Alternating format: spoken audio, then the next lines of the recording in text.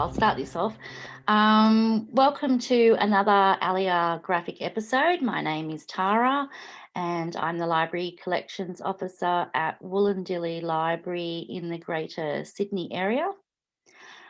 This episode, I'm very excited to present our international guest, Ashley Hawkins, all the way from New York City, also known as the Manga Librarian.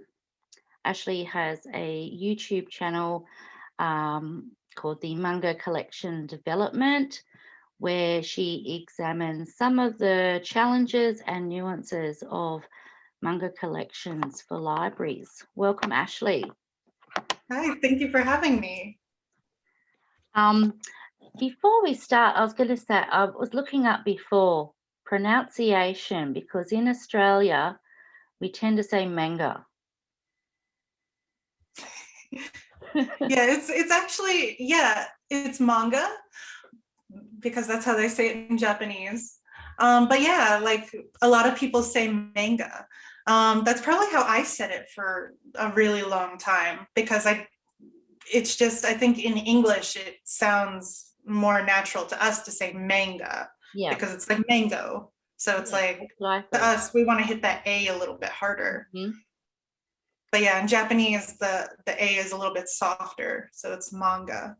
Yes, thank you for clarifying, because I think we can, I wanted to know now, how is it said in Japanese? Because that, we'll stick with that. So that's great. So I thought we could start off with you just telling us a little bit about yourself and your work in manga collections. Yeah, so I am a school librarian. So I work as a campus librarian, because New York City is a little bit weird. Our schools are very unusually structured. So I work as a campus librarian. There are 3 high schools on our campus. So on each floor, there's a different school, and I serve all 3 schools, but really there's 1,500 students in all 3 schools combined. So really it's about what you would normally consider one entire high school in anywhere else but New York City. But each of them has their own principles, their own kind of philosophies, and, they're kind of self-contained little units. So I serve the Tilden campus in Brooklyn, and I work for the New York City Department of Ed. I'm also the animation and illustration I always get this mixed up. Content collection development librarian for New York City. So we have collections that are for the entire city, and I actually do collection development where I select books pertaining to animation and illustration. So that's part of what I do, but also I do a lot of stuff pertaining to manga, because it just kind of happened when basically people would ask questions about manga, and I have been reading manga since I was like 12 years old, and I'm a big fan of manga and anime and video games, and I'm really into the otaku culture, and I just wound up naturally flowing into like answering certain questions, and then that made me realize like this is actually something that I can assist other librarians in making collection development decisions in, and it just kind of built out from there. And now it's just the thing I do, where I talk a lot about, here's how I make decisions, here's decisions I would make in also other settings, because the decisions I make in my Brooklyn high school, because I get to be very liberal, and I get to buy a lot of just whatever I want, and here's decisions I would make in other settings, and here's the things I would consider if my community was like this or like that, and here's things you might want to keep in mind depending on your setting. Yeah. it must be great to be doing something that you're passionate about. Yeah, it's a lot of fun. Yeah, it's got to be. In saying that, I guess just for like a quick overview of the manga genres, could you explain some of them for us? Yeah, so one thing to keep in mind is that this is actually something I've been delving into a lot in my channel recently, because a lot of people think that genres are just shoujo and shonen, and that it's just kind of separated from there. But shoujo and shonen are actually demographic categories. So shoujo is girls from about 12 to 18. And that's all that is. That just means that we're focusing on this particular demographic, and that's the magazine where this manga was originally distributed, was a shoujo magazine. And it's it's usually about this thick, and there's like several chapters from various manga, and then eventually they get gathered into what are called tankaban, which are what we see as manga volumes.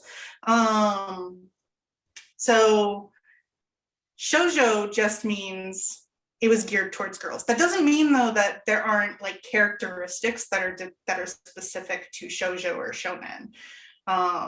Because there are certain aesthetics and things, which is why it becomes confusing for people, because there are certain aesthetics and there are certain things that start to pop up. And shonen is the inverse. It's for boys, for the same age group, so 12 to 18. And then there's also, those were actually the two originals, because it actually goes all the way back to the early 1900s. Japan separated magazines in general between boys and girls because their schools were segregated. So there was a lot of segregated stuff. They did a lot of segregation along gender lines in terms of like, okay, here are the things for boys, here are the things for girls. Let's keep it all separate. So magazines for boys, magazines for girls. Everything kind of got streamlined that way, and that just became the setting for manga. But yeah, eventually we had josei and seinen. So josei is for women, typically 18 to mid 30s is their target demographic. The thing is, these are targets, so people older or younger may read these things. Yeah. Seinen is the inverse of josei, so it's college age and older men. So we have like, there's a lot of like trying to separate along these gender lines. But there are, like I said, there are characteristics. Shoujo tends to be more emotionally driven. Mm-hmm. And then shonen tends to be more action driven. So a lot of, and the thing is, they'll share a lot of characteristics. So one of my favorite series is Fushigi Yugi. Fushigi Yugi is shoujo, but it shares a lot of things with shonen for a couple of reasons. One of them is that Watase Yu, the mangaka behind Fushigi Yugi, is actually really interested in shonen, and eventually she did a shonen series. So there's like, there are battles, there's there are action sequences and things, but ultimately a lot of the conflict is in terms of relationships.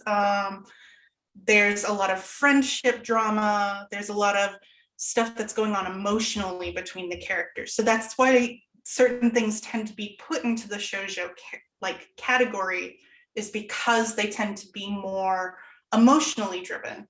And then shonen things tend to be about action and becoming more powerful and a lot more external battles of like fighting against evil. Like there will be something evil sometimes in fantasy shoujo, but that's just kind of the driving force. You're going to be more focused on what's going on between the characters, what the relationships are. And that's actually why like shoujo villains tend to have like huge followings, because oftentimes they're kind of redeemable, and usually they're really attractive too. They're really attractively drawn. But you'll learn a lot about them. And shoujo and shonen, the more you like talk about them, they start to mix up in your mouth. Shonen tends to be like much more, you know, there's like a defined bad guy, usually. Not that there aren't redeemable villains, but usually what'll happen is the redeemable villain will be not really the actual villain. He'll join with the good guys to then fight the real villain, because so there'll always be like a higher guy that's actually the main boss, like in a video game. So those are kind of the same, kind of the things that'll define it. But the thing is, a lot of this will be interchangeable too, and authors play with it. Also, a lot of mangaka are very aware of like what the conventions of shoujo and shonen are. So lately they've really been playing with them a lot and poking at them. So you'll see them really pushing on it. And you'll see shonen that deals with shoujo sort of conflicts or vice versa, and they'll kind of play with each other a bit. So we're starting to see like blurring of the lines, which, like I said, makes it very, for somebody who's an outsider, it's like, what is going on? What is this? What is that? How do I make? And ultimately it's, you know. Do you think that's the way it's heading in the future, that the gender lines will disappear? It'll take a really long time. Yeah. It'll take a really long time. Shonen is a huge powerhouse in and of itself. And there's a lot of capitalist reasons why I think they maintain this line between the two.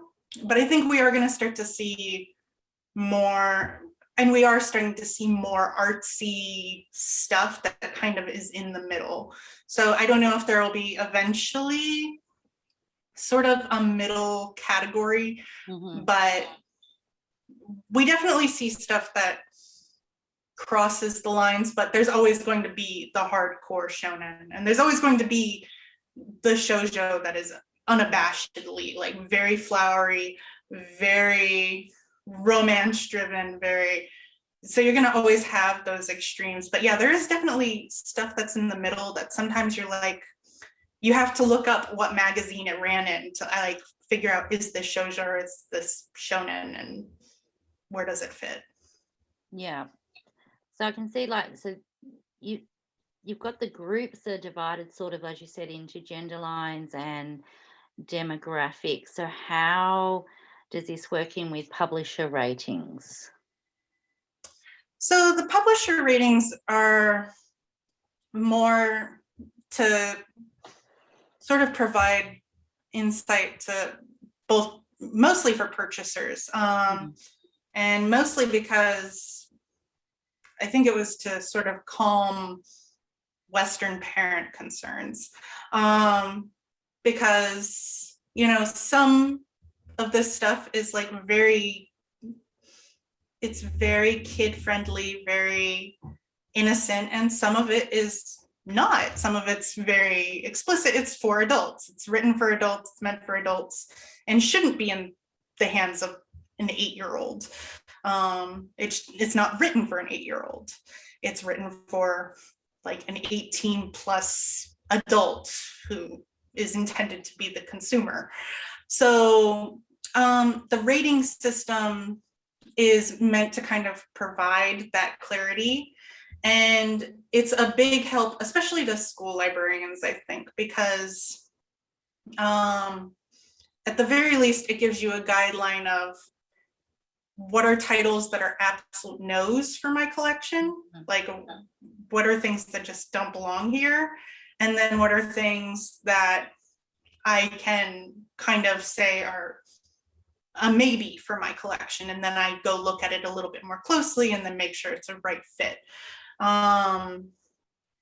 So yeah, it's a useful tool for a librarian, because that breakdown is really helpful, because it goes from, and it depends on the publisher too, because each publisher kind of has their own, because it's not a unified rating. Like here in the United States, we have a rating system for music, for example, and it's unified. It's done by MPAA, and we have a set system. And then this is like more, the publisher is like, well, we think this is for kids, we think this is for all ages, we think, so it depends. Yeah. You also need to look at, like, you have to look at what they say their rating system means, because a couple of them have even changed it in recent years because they're trying to widen the range on certain titles. Because it can be a little bit deceiving sometimes, can't it? Like, if you don't know what the content is and you're just like looking at the cover and this cute little character, but inside could be really some adult content. Yeah, it definitely can be. Sort of can't go off face value, yeah. Yeah, so the rating will definitely kind of guide you a little bit so that you know what you're looking at. Because yeah, sometimes the cute character is just what's on the cover, or there's like a mascot character that, mascots are very popular. Or there's been some there's this one series that's about to come out. I can't remember the title of it, but it's about a demon who has been thrust into modern day Japan. And when she was a demon, she was like a super hot chick with like nothing on, but now she looks like a little kid in like a big t-shirt. And so when you see it on the cover, she looks like just this little kid, but then there's like content from when she was this demon, and it's like very edgy.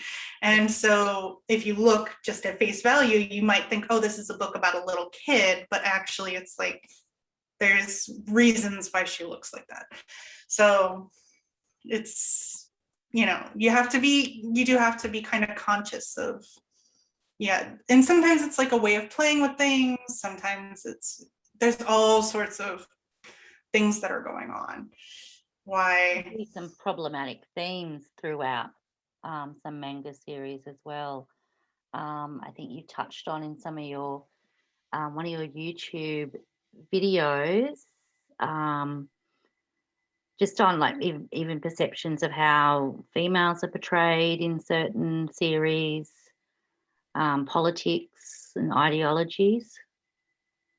Yeah, and those are all things to like be very aware of. Like I actually just read a manga the other day that I was reading the galley for. It's not even out yet, but there's this sort of trope that I don't like, and it's where there's this character who's like supposedly very old, but they look like a 12-year-old girl. And therefore, it's all right to look at them in a sexual lens, because don't worry, they're like 500 years old, but the body of this character is a 12-year-old girl. I'm still not comfortable with reading this content. So for me, I was unable to get past the first chapter, and it's like, there's no way I'm buying this book, like absolutely not. I'm not okay with this.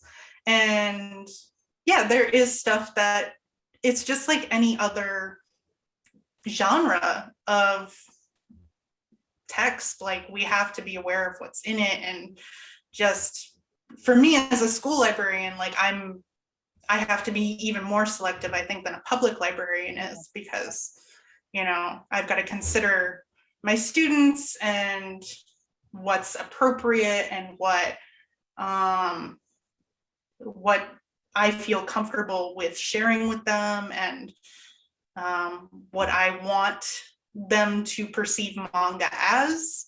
So I don't want them to see manga as just this place where you get all the degenerate stuff. I want them to see it as like a valid medium where you can find really beautiful stories and really wonderful experiences.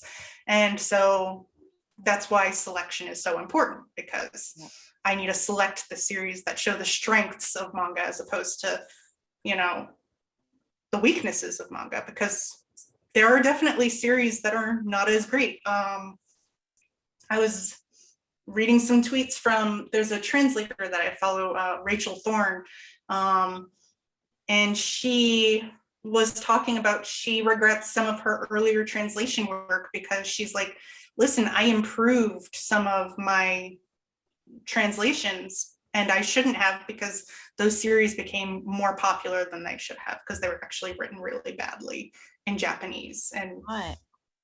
And I wish they hadn't gotten as popular as they did.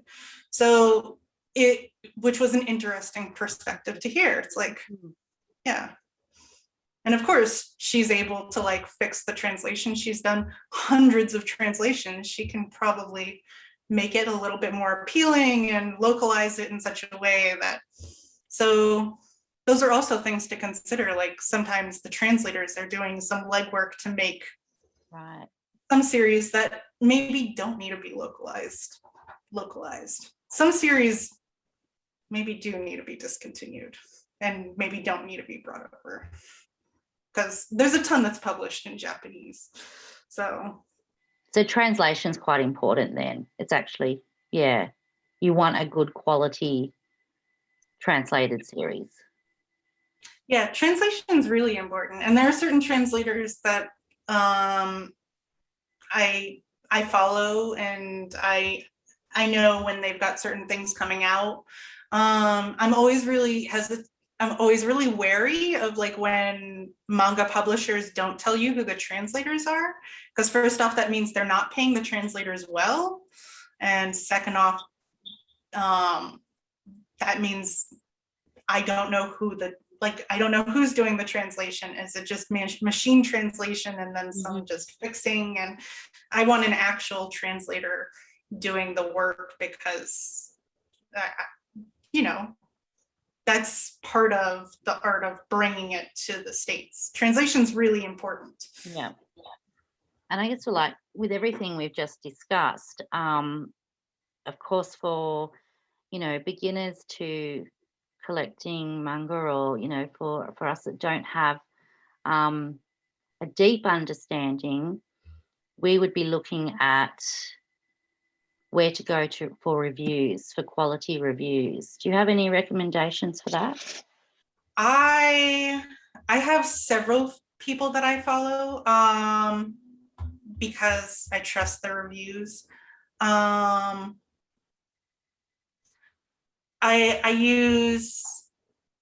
There's a site called But Why Though Podcast. It's actually a site for a podcast, but they've really branched out and they do a lot of really good reviews. And I'm actually a mutual follower of several of their reviewers. So they do really good work. And then I also use Anime News Network. They're like the big one, and they'll give you reviews of basically everything that's coming out. Because the thing is, you're not going to find, like, there won't be a review for everything that's reviewed by library reviewers. It's just not going to happen unless it's like a major title or something that's maybe up for an Eisner or up for any type of awards. Like, unless it's something like Witch Hat Atelier or The Way of the House Husband, something that's become like a blockbuster hit that's really, really popular in libraries. You're really not going to find like a school library journal or any of those type of reviews really available. So going to actual manga reviewers is probably going to be your best bet. Yeah. I also follow, there is a YouTuber called Simply G, and she is actually based in Australia. And she's a good one to follow because she gives very honest reviews of what she's reading. And she does a similar thing to what I do, because I do a thing where every week I go through like what I'm reading. She does it on a monthly basis, where she's like, here's everything I bought this month and here's what I thought of it. So she's a good one to follow, to like just see like, okay, here's and she reviews a lot. So her monthly reviews are usually like an hour and a half, where she's just going through, and then she'll time mark like, here's where I talk about each like volume. So I'd recommend her. Like she's a good follow. But yeah, you can kind of find various people who are writing reviews. Trying to think if there's anybody else. Anime Feminist is another one that I really like, especially for like those particular issues like we were talking about, like portrayals of women and political issues and things. They do a good job of discussing those and reviewing things in that context. So they're a good resource if you're selecting with those things in mind. Yeah, sounds good. I wanted to ask you also some pretty library specific questions on particularly things like shelving. I was wondering, now do you shelve your manga in, does it have its own special collection, or is it in with other graphic novels, or is it in with the rest of the collection?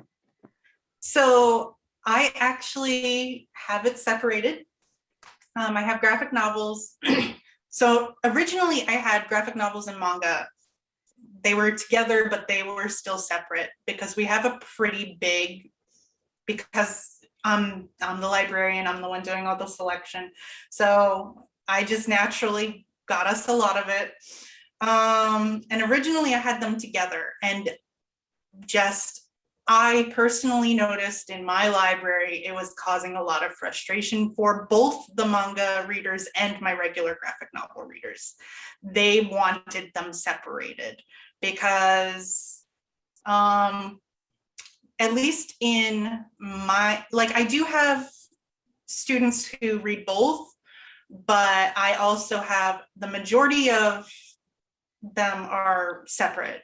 They do want, like, they want to see just the graphic novels or just the manga, and they were getting frustrated with the combination. So I ultimately put, okay, the graphic novels are here, the manga's here, and they're separate, and that makes everything easier. It also, it looks cleaner, to be honest. Now, the thing is, I'm a school library, so I can have those kind of very granular decisions, and they're easy to make, and they're also fairly easy for me to walk back if I ultimately decide that this is not working. I think in a larger library, it could have its own problems or issues. But for me, it really works. It works really well. And I even have light novels separated too. Like light novels are next to the manga, because when I had them mixed in fiction, my light novel readers could never find them. Because originally my plan was like, oh, students will be able to just find light novels. And it just was frustrating the kids who are actually looking for them. So I put them next to the manga, and they circulated way better that way. So yeah, that sounds really great. When you shelve them, do you, now I know, because there's a lot of variance between different libraries, and probably even more so between different countries as well, because I know that usually American libraries use Dewey a lot, whereas we tend to only use Dewey for nonfiction. And then we, for fiction, it's done by author. But then that can come a bit challenging with a manga series. Some have a spine label with author, some have with the title. What do you think is probably the best for accessibility, author or title? So I follow the guidelines that are actually given out by the DOE, although per library, we are allowed to change what we do because we are allowed to do what we want in our school library. But I follow the guidelines that are given, which are we actually do fiction as just fic and author, and then nonfiction is Dewey. And then I keep my graphic novels as GN, then the Dewey number, which is 741.5. And then the author, just because I want to keep it as I'm trying to train my students to be prepared for college. So that means I want to keep the classification system as close as what they're going to see in college as possible, especially being since my students, often I am the first library they've ever been to. They don't necessarily have access, they haven't necessarily had access to an elementary or middle school library in New York City. So, and if they haven't been to their public library for whatever reason, this will be the first one they go into, and I'll be their first introduction to a classification system. So I'm trying to mimic what they're going to see on a college campus as close as possible, so that they have to learn that you have to search the number, you have to do this. So that's my reasoning behind doing that. But I did ultimately pull them out and, make it much easier. I still made findability a priority, but I make sure they can see that the number is right there, and I'll point it out too, this is the number for graphic novels. Yeah. That's interesting. And probably on the same note with shelving, as you know, those series can get really, really long. We can get up to over 100 volumes in a series. And we can't, as libraries, we can't always, whether we haven't got the shelf space or the budget. What would your recommendations be? Do we just buy the first 5? Do we try and buy it all if it's really popular? What's your opinions on those sorts of issues? So I actually just was talking with somebody about this the other day, because they have really limited shelf space. And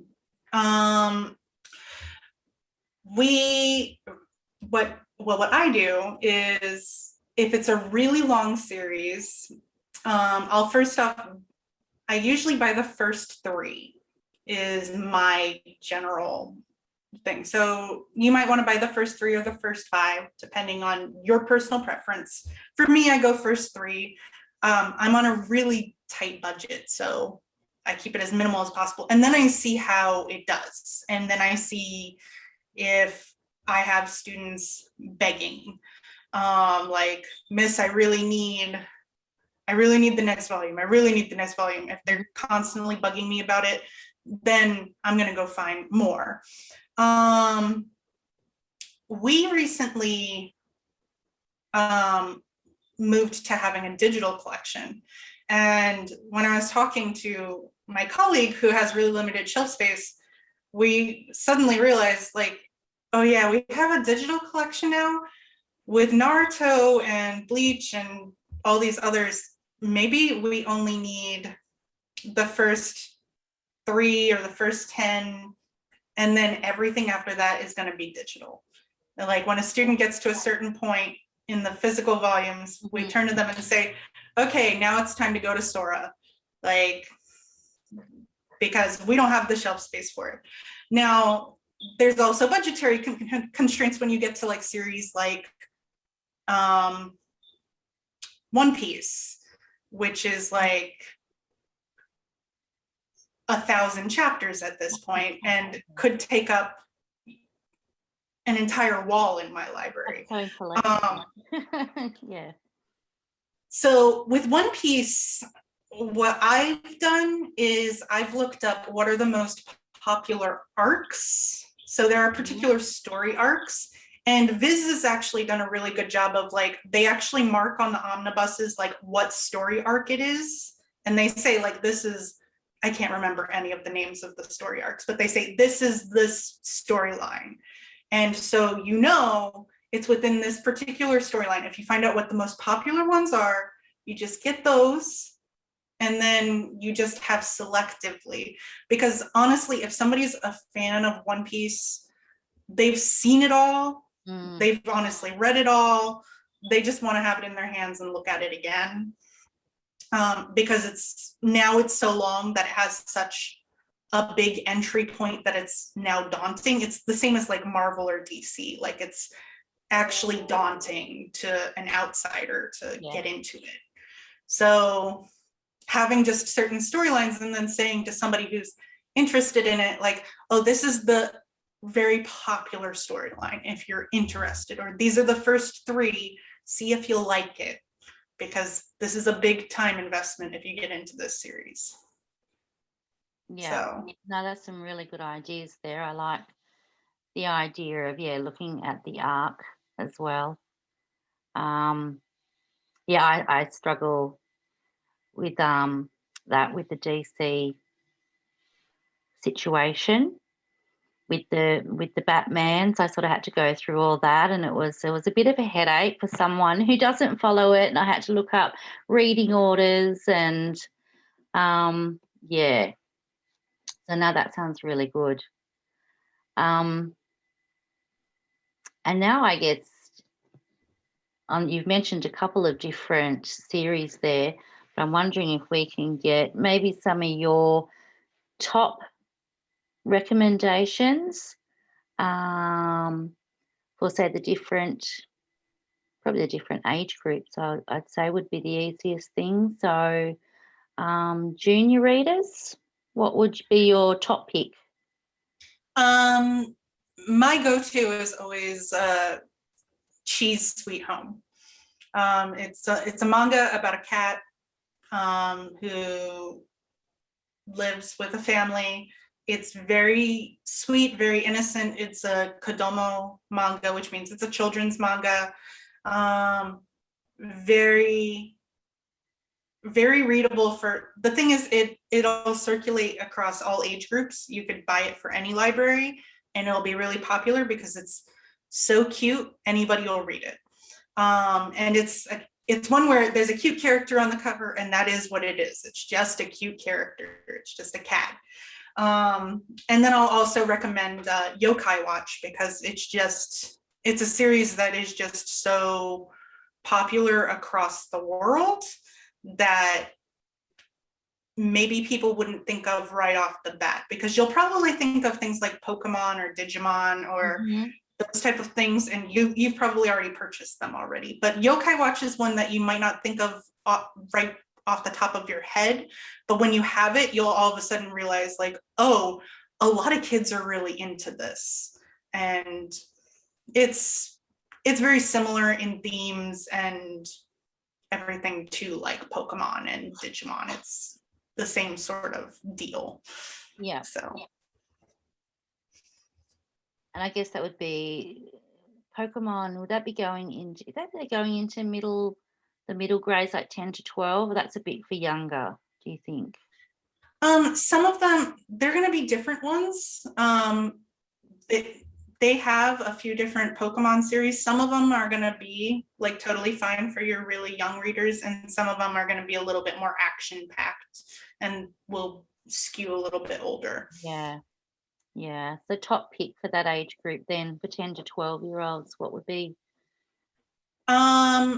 So I'd say you could probably do the first 3 volumes of My Hero Academia. Mm-hmm. Although past that, you probably want to be selective depending on your population. But the thing is, like, the first 3 volumes of most Shonen Jump stuff, first 3 volumes of Naruto are probably totally fine for that age group. It's just the intensity always builds up, and then honestly, a lot of the characters start to get older, Right. and then they do get older and they do age up a bit because their experience is growing, and so, you know, it starts to be less appropriate. So you might want a few volumes, maybe. It depends on your population, though. Mm-hmm. But the first few volumes of My Hero Academia are very fine. Like, there's nothing in them. It's just about a kid who wants to be a hero, and Yeah. that's a very middle grade story. Shoujo's actually easier, I find, for middle grade, because you have a lot more like gentle, sweet stories in shoujo. I really like Kitchen Princess, which is an older series, but it's about a young girl who she is trying to find this boy who saved her life. So she goes to this school and she just kind of wins everybody over by making really delicious food, which is really sweet. And there is quite a bit of drama. So there's just enough drama for that middle grade age, but it also has like a sweet niceness to it as well. And I always really recommend Flying Witch, which is just a really nice slice of life. Think of if Kiki's Delivery Service was a little bit more modern. That's kind of Flying Witch.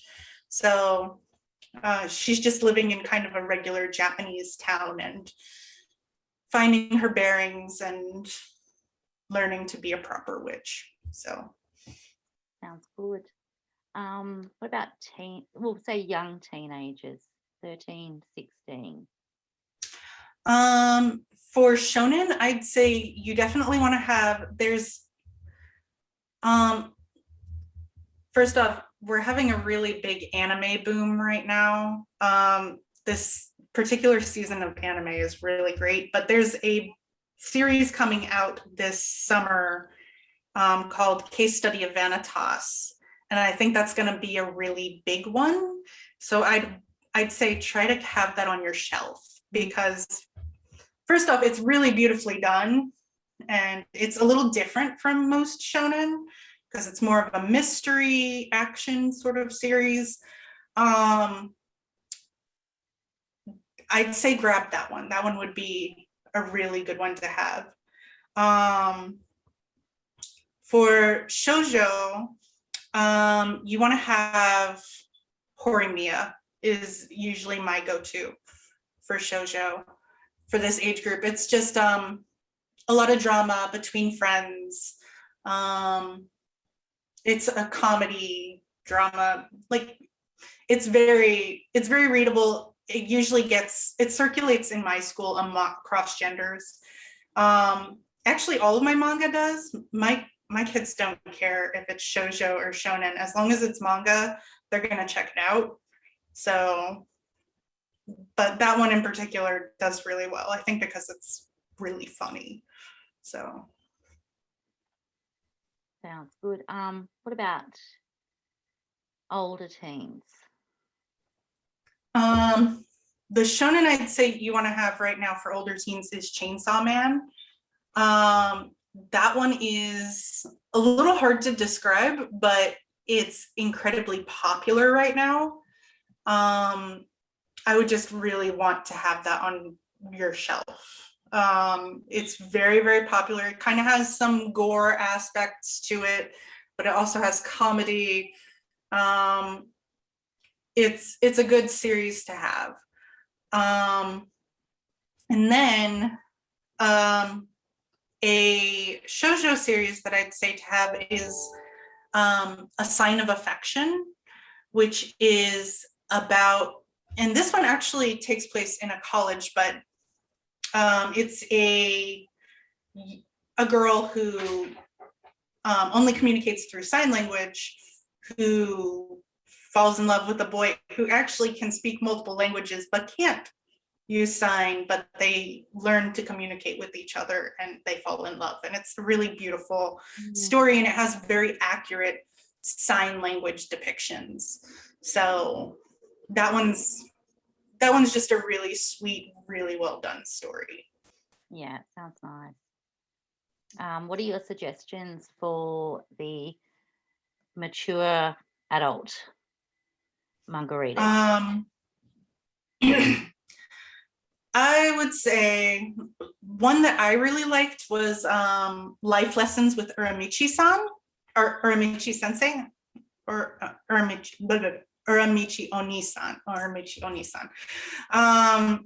which is a series about this children's programming presenter who is having a midlife crisis.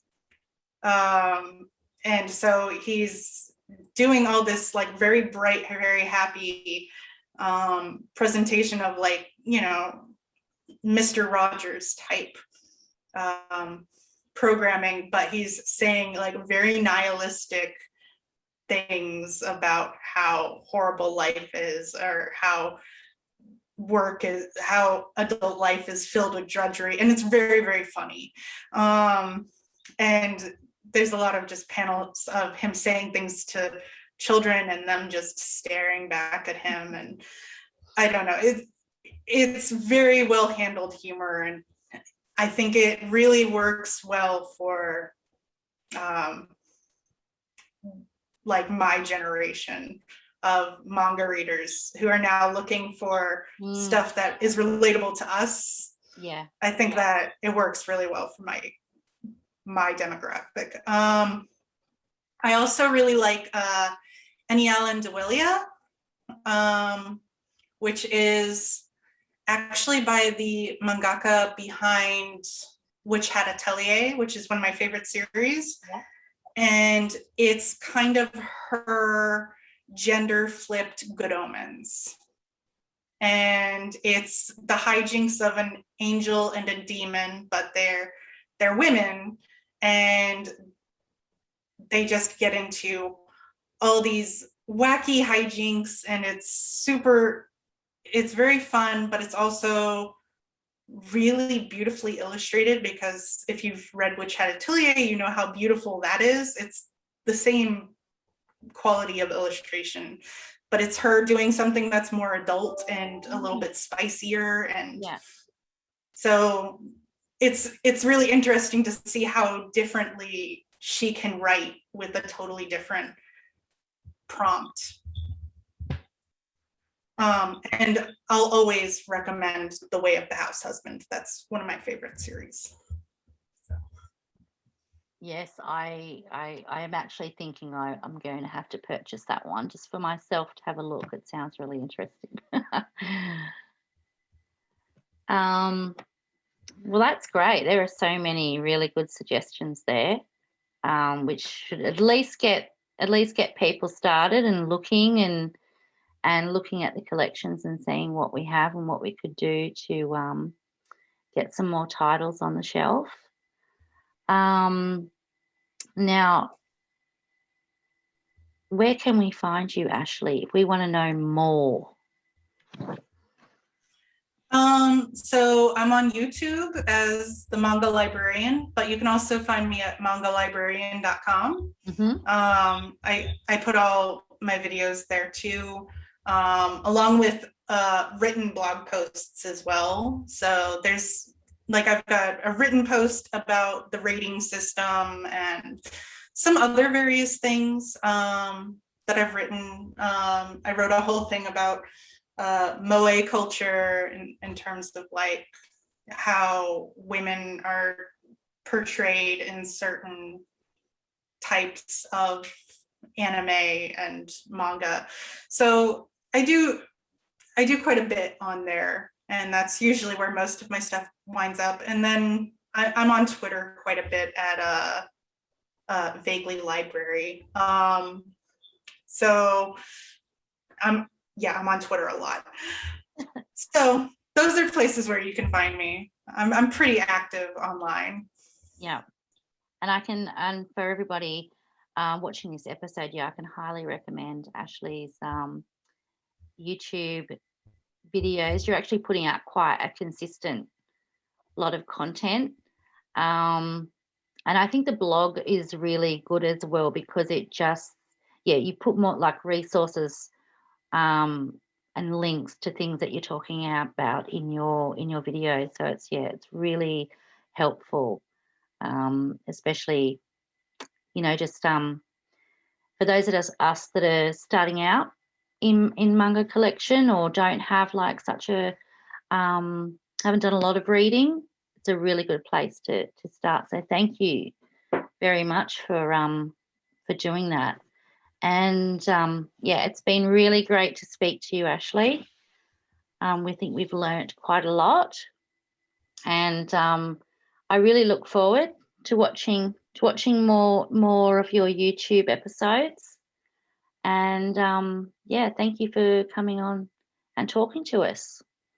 Yeah, thank you for having me. I'm always happy to talk libraries and manga. That's my thing. That's what I love to do.